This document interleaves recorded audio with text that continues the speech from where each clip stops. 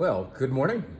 Welcome to another Wine Steward video. We took a couple of weeks off of doing these. I was away for a week and then had to get my life back into order last week after being away, because that's what happens when you go away. It's there's a lot to do when you get back, right? Anyway, now I think I have my schedule back in order, and here we are doing these videos, talking to you in video form once again. For those of you who watch,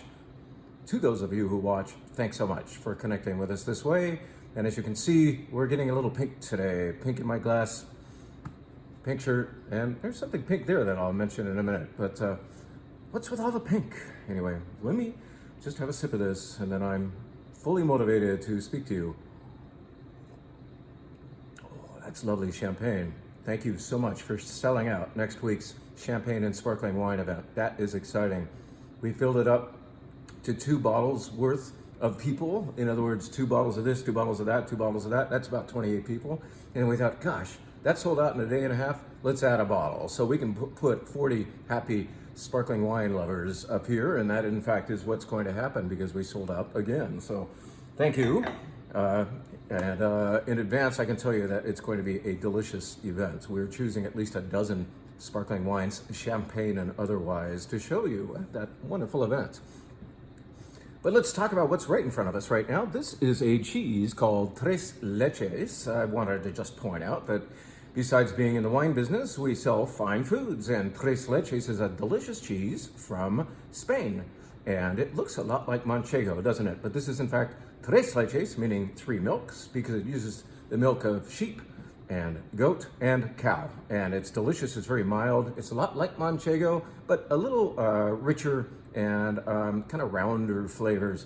Tres Leches is also a terrific value if you're trying to save a little money right now at tax time. Sorry to remind you, but you know, just save some money on a delicious cheese from Spain. This is one of our least expensive cheese products. It's not a product. It's not whatever.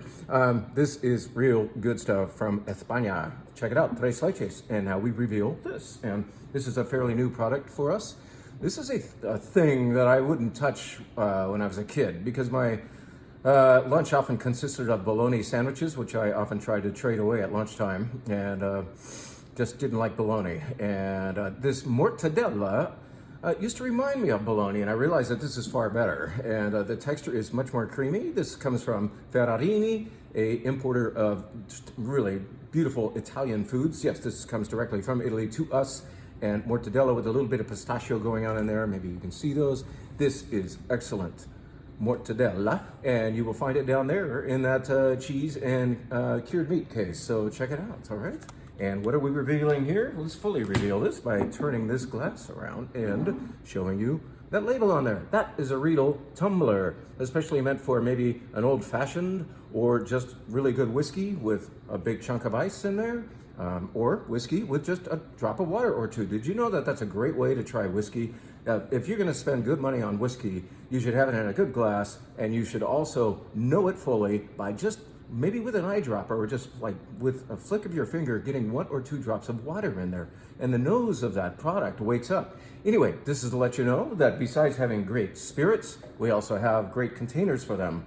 Often the Riedel brand, and in fact this is what I use for my martinis and what I would also use for a Manhattan. Now, why do I keep mentioning things that have to do with whiskey? Because I'd like to show you 2 of them that are not from Ireland nor America, but from, get this, Australia. This is a really beautiful brand of whiskey called Starward, and this is their, you could say, entry-level whiskey called Twofold, and it uses 2 kinds of grains, hence the name, and it is also finished, as are all Starward whiskeys, in wine barrels, local Australian wine barrels. The barrels leave the winery, they're sometimes still wet with wine, and they get whiskey put into them immediately, so there's no spoilage.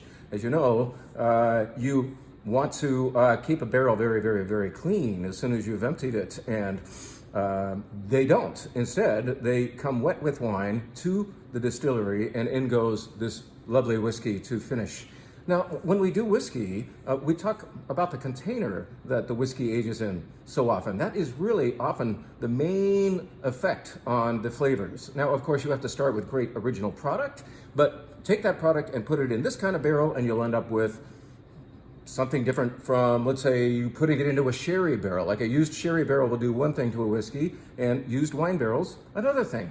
This is lovely whiskey that, for me, implies cherries in the nose and some dried peach in the mouth and maybe just vanilla, but it's a very soft, approachable whiskey. It's not harsh at all. And I don't really go for drinking spirits straight unless they are nice and smooth, and this meets that expectation, that wish. Starward, twofold. Now, let me tell you about another whiskey from Starward that we were very, very fortunate to get, because I think only about like 6 cases came to California. It is by Starward, and it's a special project made in partnership with Lagavulin. Have you heard of Lagavulin? Maybe not, but if you know Scotch whiskey, you certainly have. It's one of the great Scotch whiskeys, and obviously from Scotland. It's the Islay part of Scotland, where the whiskeys tend to be more what they call peaty. And some people are into that, and some people are not. I mean, that peat can be pretty intense. It's kind of a smoky quality. It's very intended, and yet from Scotland you might have peaty ones and ones in other whiskeys that are not. Well, Lagavulin is known for their peaty whiskey. So why are we talking about a Scotch? Because those barrels, once used, head down to Australia, and an Australian whiskey by Starward is finished in those. Why do they do this? How can they do this? Because both distilleries are actually owned by the same conglomerate, you could call them. But this is Starward whiskey from Australia, finished in Lagavulin barrels. Now, is it going to be really peaty? No, it's going to be a little peaty. And it's got beautiful fruit to it too. Intense textures. It's really beautiful. This is their high end. We were allocated 7 bottles of this. It's not inexpensive, it's very special, but we are finding that whenever we put a high end whiskey or tequila or gin on the shelf down there in the collectible room, it disappears. I mean, it's not being stolen, I hope, but you folks are noticing that we have good stuff in there. So this is the next round of good stuff. Starward Lagavulin Co-op whiskey from Australia. 7 bottles thereof. All right, that's enough about spirits. Let's tell you about, well, we've told you about food. Why don't we tell you about what's going on in the wine bar and what's going on in this glass and what's going on with all the pink here today. Well, that's pink, and it represents this. This is Lasson champagne. Yeah, real champagne. It's our sparkling wine of the week. It was on the wine bar a couple of weeks ago. You loved it, so it's coming back by popular demand, you could say. Rosé that is aged on the lees, that is during the second fermentation, it rests on the lees not for 1.5 years, but for 4 years. And malolactic fermentation, whereas that is usually employed, not all the time, but usually employed in champagne. Did you know that? It is largely prevented here. And so you've got the brioche quality of duration on the lees, and you've also got wonderful textures because of that. And you've got fruit because the fruit was more preserved by preventing malolactic fermentation. Beautiful, beautiful stuff, and affordable. This is a very, very well-priced rosé champagne. Why? Because we happen to get a really good price on it. So take advantage of it, all right? Lasson. Now, that's not enough pink, is it? Let's tell you about what's going on in our wine bar white flight. It ain't white, it's pink. And in fact, it consists entirely of 2023 vintage rosés that just arrived from Europe. And we couldn't stop at 5. So this time around, unusually, we are presenting 6 different bright, refreshing, dry rosés in the flight. The first one comes from Corbière, which is in southwest France in the Languedoc region, and it is called Valmont. It's going to use Cinsault and Grenache. And then the next one here takes us to the island of Corsica, France's island in the, what would we call that? The Tyrrhenian Sea of the Mediterranean. And this is going to be Niulucciu. Niulucciu is that island's name for Sangiovese. Most people consider it to be Sangiovese or a clone thereof. And this is bright and nervy, as you would expect great Sangiovese rosé to be. That's not enough Sangiovese rosé. Let's do another one right after. From the exact same importer, but a different producer in Corsica, comes Clos Alivo from the most important rosé section of the island of Corsica called Patrimonio. So 100% Niulucciu happens twice in our 6 wine rosé flight. The fourth wine takes us to, well, Provence. We got to do Provence. Come on. This is classy Provence. This is half Cinsault and half Grenache by Saint-Roch-le-Vigne. And it is delicious. If you like the classic Provence style, you're going to encounter it here. Besides the beautiful watermelon fruit, there's something like thyme going on, like dried herb. It's beautiful, exotic, and it's like, you're going to love it. The fifth wine takes us to the Loire Valley of France, and this is made entirely of class. What do you think? If it comes from the village and the environs of Saumur, it's going to be 100% Cabernet Franc. So gentle, and it's not, whereas sometimes I object to the Cabernet Francs from there being a little too peppery, like green. This doesn't have that. It's lush. It's beautiful wine. Now, the sixth wine in our dry rosé flight takes us away from France and lands us in, what do you think? If it has a top like that, it's from Austria. And Austria's most planted red grape is Zweigelt. Zweigelt is going to give you kind of a cherry quality, I would say, and it's got delicious zing to it. So it's a fitting finale to our six wine dry rosé flight. Put on a pink shirt, come on down here and enjoy that. Now that the sun is shining again, it is time to enjoy these 2023 rosés. Now, you know, we always offer a couple of wines that are available only by the glass because we want you to fully know them. And so, because we did all those rosés, we got to have a Chardonnay. So, from one of the greatest Chardonnay producers in California, Hartford Court, comes a beautiful Russian River Chardonnay.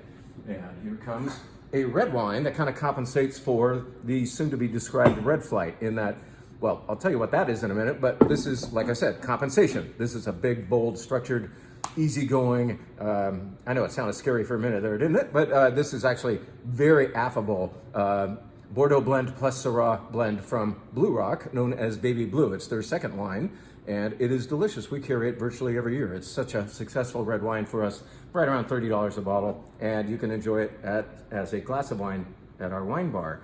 Now, we are going to get this glass out.